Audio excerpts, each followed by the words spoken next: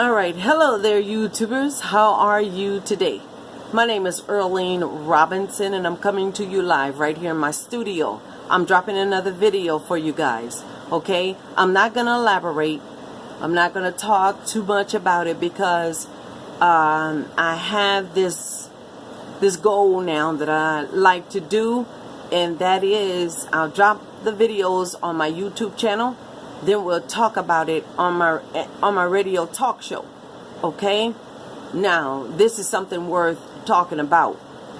Now, I've been watching a lot of these videos based on Hitler's annihilation of the Jews. You know, a lot of people are saying, oh, that didn't happen, stuff like that, but there's just too much going on to even show us that it didn't. Now, this happened back in the 40s, the 40s, the 30s, something like that, where Hitler, just killed up a whole bunch of Jews. And other people too as well, other nation of people too as well. I don't believe it, that it was just Jews that they killed. Regardless, human beings are human beings. We weren't made for you to kill. You know what I'm talking about? No other human. God said, do not take a human life. And when you take a human life like that, especially on a wide scale, we talking about millions of people, then there's a beast that they fed. Now, you know, when you commit a little small sin, God said a sin is a sin. And all sins are punishable. But that, like going in a store and stealing a candy bar or something like that, and you know what I'm saying? God still wants you to turn from your sinful ways. But all sins, I believe, have a punishable reaction to it. You know what I'm saying? And this right here, when you kill on a wide range, a massive scale of a human, you're not supposed to take a human life from the beginning anyway. But so many, you done fed a beast. And guess what? You're going to have to keep on feeding that beast. For whoever conjured this up, whoever thought of this plan, and whoever agreed to it for it to be done, you didn't do nothing but feed a beast. And that beast is a demonic beast, an unholy beast, ungodly beast. And then he have to keep being fed. Once you sacrifice, and so many people like that have to continue to be done. So I say that to say this. What's to say that this junk is not in the midst of happening again, y'all? Huh? A genocide. Now, I know one of these, you guys check it out. You need to check it out. And they put it up there for you to see it. Okay? Go and Google some of Hitler's genocides. And look, there's a bunch of survivors that are here still to today. And talk about that. Some had pictures. Some hid pictures. Because they knew you guys should. I saw one this morning and it broke my heart. And as I walk outside, I see it happening now. And how our government don't care nothing about us. Like I said, I told you once before, I believe them packed up and left. I believe back here when Hillary and them was doing the getting and stuff like that. Because she did it so nonchalantly. You know what I'm talking about? Barack Obama as well. Stepped up there and just didn't do nothing for the people, just a tiny bit just to keep you quiet. But really, in reality, really up there to contribute with this mass murder. So, is that the reason why this wall is going up, y'all? I saw a video this morning before I left the house. I saw a video. I was looking for it now, but I couldn't find it. And it was about the Holocaust as well. Do you know they built the wall up around the country that they wanted to, and then they had soldiers on the outside that if you try to come over that wall, you're going to be shot and killed. You see what I'm talking about? They want you to sit there in that nation and they want you to die. They done poisoned the water, poisoned the food, poisoned the air. Sun don't give its right shine, moon either. You know what I'm talking about? So everybody is left to fiend for themselves. Y'all need to check that out, okay? I want y'all to look at this. Just look at some of this and kind of draw your own conclusions. Those that have been here long enough should know things have changed, and it only have changed for the worse. We need to quit ignoring that. Check this out. Here into the distance, while I walked on with my father and the other men. I did not know that at that place, at that moment, I was parting from my mother and my sister forever. The selection process carried out by SS doctors and wardens took place 24 hours a day, 7 days a week, as train after train unloaded its human cargo. Most Jews were sent immediately to the left, to their death. The undressing rooms of the gas chambers were not sufficient for the masses of Hungarian Jews who arrived daily in the summer of 1944. They therefore had to wait until the undressing rooms were ready to absorb them. The common waiting place was the grove closest to the crematorium that would soon turn their bodies to ash. They were told to sit among the trees and wait for further instructions. These were their last peaceful moments together before being driven into the gas chambers and murdered. It has been said that there will never be people as innocent as the victims on the threshold of the gas chambers. The SS kept the victims destined for gassing in complete ignorance of what lay in store for them. They were told that before being placed in the camp, they had to be disinfected and washed. They would soon discover that what they had assumed were the shower areas were actually hermetically sealed gas chambers. A minority of Jews was selected for forced labor. Their personal belongings were confiscated, their hair was shaved, and a registration number was tattooed on their left arm. In the words of survivor and author Primo Levi, for the first time we became aware that our language lacks words to express this offense, the demolition of a man. It is not possible to sink lower than this. Nothing belongs to us anymore. They have taken away our clothes, our shoes, even our hair. If we speak, they will not listen to us. And if they listen, they will not understand. They will even take away our name. And if we want to keep it, we will have to find in ourselves the strength to do so. It is in this way that one can understand the double sense of the term extermination camp. The work of sorting the possessions that the Jews brought with them to Auschwitz was done by Jewish prisoners who were forced to collect the packages and sort the items that would then be sent to the Reich. By the time the sorting was completed, most of the previous owners were already dead. No memory of the men, women, and children that were deemed valueless upon their arrival remains in camp records. This album is the sole witness to their fate. The Auschwitz album was discovered after the war by Lily Jacob, a survivor of the transports pictured here. Lily gave the album to Yad Vashem, where she knew that its tragic contents would be safeguarded for posterity and shared with generations to come.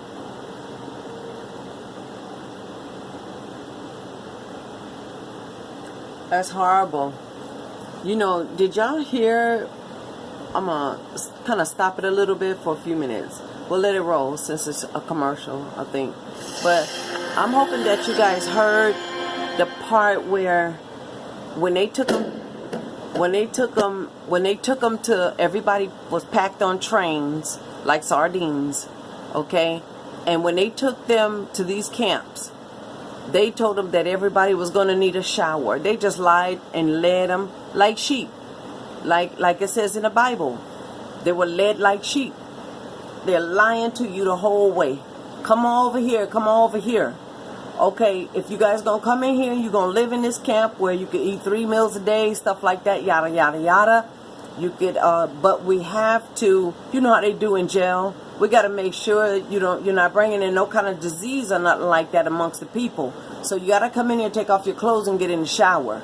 Now they got them overhead shower things that look like showers and stuff. So they pack however they do it. If they go by children or all men or all women or just anybody, however they do it. But anyway, they put them into these things and come to find out what they were gas chambers. instead of taking a shower, once they're in there, of course, they lock the doors. You know what I'm talking about? And wow. And then, turn the gas on and everybody breathe that air up and lay down to your death. Take your last breath. Then you're pushed out. They're doing that. Meanwhile, you got the military rolling down the street, firing and shooting people and killing them. It's already known that they do that here in the United States. So why would this happen? You know what I'm saying? So, but anyway, let's look at just a little bit more. I don't want to run out of time. In case if I do run out of time, the video stops.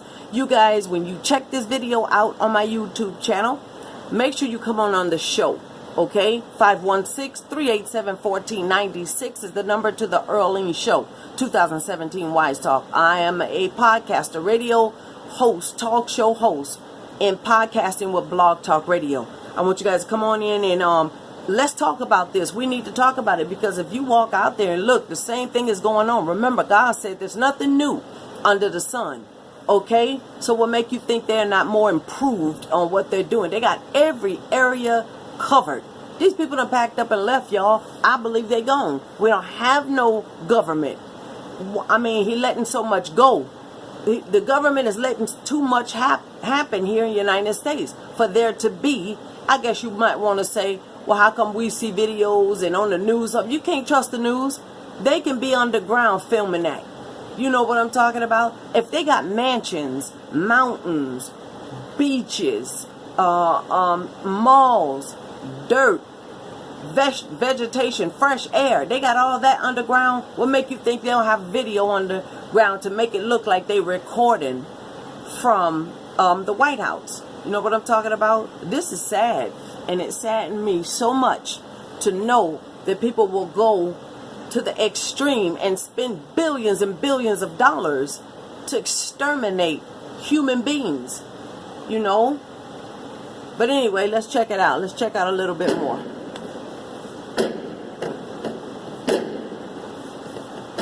The man came up to us and said, there's a factory about a mile down the road, and you will find a lot of Jewish women in there that were dropped there, and the SS is guarding them.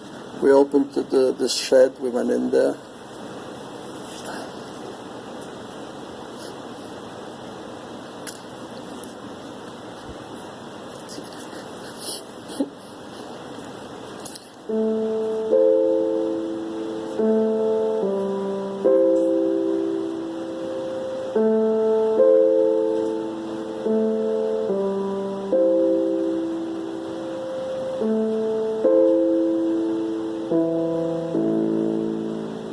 Though fighting still raged in the Pacific Theater, World War II in Europe officially ended with Germany's unconditional surrender on May 8, 1945. Allied armed forces advanced across Europe in the war's final stages, relentlessly pursuing the retreating German army. As they did, they stumbled onto camps, often accidentally, that had been established and run by the Nazis and their local collaborators. The Soviet army, advancing from the east, liberated Nazi camps in Poland, including Majdanek and Auschwitz. The British and Canadians, advancing from the west, liberated Bergen-Belsen and camps in northern Germany. The Americans, our focus here, liberated Dachau, Buchenwald, and other camps. As their armies advanced across Europe, the Allies found thousands of people imprisoned in camps. They encountered piles of corpses and thousands of skeletal prisoners on the verge of death from malnutrition and disease. This was their first encounter with the horror of what would come to be known as the Holocaust.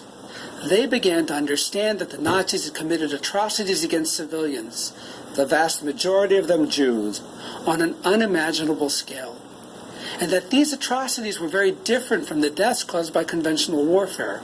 A new category of crime had to be recognized to describe the intentional attempt to destroy a people. This crime came to be known as genocide. The soldiers were the very first outside witnesses of the Holocaust, an unprecedented case of genocide.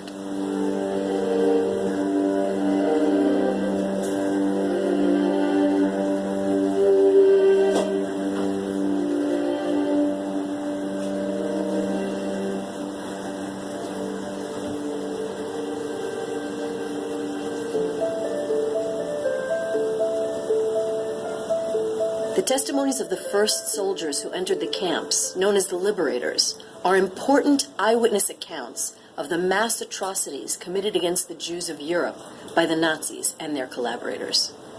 Hardened combat veterans, the American GIs were used to death. Many had been fighting for years, but they had never seen killings of civilians on the massive scale they discovered. Their first encounters with Holocaust survivors at this unique moment in time give us an essential and intensely human perspective on the difference between military war and genocide. Leon Bass was 20 years old and was among the first U.S. soldiers to arrive at Buchenwald. Okay, guys. All right, well, there you have it. There's more to it. I want you guys to check out the videos. All right, check the videos out and come on the show. And let's talk about this. 516-387-1496 is the number to the Orleans Show 2017 Wise Talk. Pull it up, y'all. Is liberators and survivors. Okay, the first moments. And this is of the Holocaust. Hitler's Holocaust and what all they did to human beings. Now, we know that some of this stuff is a lie. But come on, how much of it could be a lie? All of it's not a lie. And it's a bunch of confusion thrown in there to confuse us. So we can't determine and we can't decipher the truth from a lie. When basically it's right all here in our face. That you look out in your streets, ladies and gentlemen, and you see how rugged everything done got. Look at the trees. Remember from the trees a long time ago, they used to be so pretty and green. Your flowers and stuff like that. Dirt is not even the right color of dirt anymore. Nothing is the same anymore. For the air pollution, they have destroyed everything. And I believe they have ran. You know, so we need to know that. And we need to, you know, start trying to build some kind of platform that we can all get together and try to save ourselves. Because, or even just save our children. I mean, the video I saw this morning, you guys, people were laying in the street and other people were just walking past, stepping over them. Dead bodies on the street. And that was real. That wasn't no make-believe. That was for real. That happened. You could see death. Now, that's one thing about death is I know it when I see it. I've worked with it for 31 years in the medical field. I know death when I see it. Okay, and these even babies, 5 and 6 year old children, and then they were standing out in the street with a cup. They were hungry. They was picking up stuff from off the market on the street. What little bit was left, and they run with it. That people were hungry. And then they labeled it as a thief. They're not a thief. They're hungry. I believe those days are coming, people. They done already pushed so much drugs into here, into the United States that wow. And even if you refer to the Bible, it tell you. Read Revelations. Read, what was that again? Was it, oh my God, I can't remember what it was. But my God, it's like, it talks about these things in the Bible. This is going to happen. We just want to know why. You know, y'all come on the show. Let's talk about it. If you got any information on this and that you want to share it with the community, my show would be the best show to come on and share that on, okay? Again, the number is 516-387-1496. Let's talk about this, y'all. I love you. Peace, joy, and happiness to you all. Goodbye.